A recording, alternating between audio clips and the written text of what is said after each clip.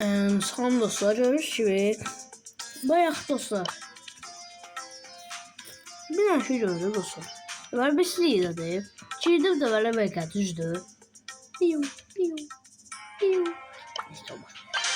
Deməli girdim megadan yani eğitim alanı düzdür. Bak burada belə şey var.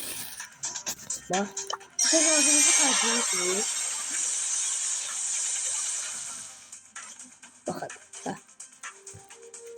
Sonra geçti robotu yanı. Sonra gözlürsünüz ki robot sizi cavabınızı yani ki belə deyək də sizi öldürsün və siz robotdan çıxasınız. Bax gör nə olacaq indi. Bir daha baxın gör nə olacaq. Baxın. Bax. Sonra mega barajı özünüzü doğur. Baxın dostlar. Dostlar baxın. Sonra mən şokdayım dostlar. Bayaq videoda göstərdilər ki elə oldu.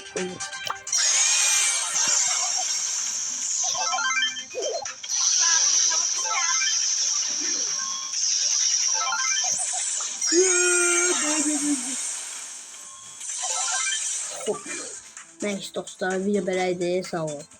Əgər abone olmasanız bu gəlib sizi qovacaq. Gecə gəlib sizin evinizə gələcək.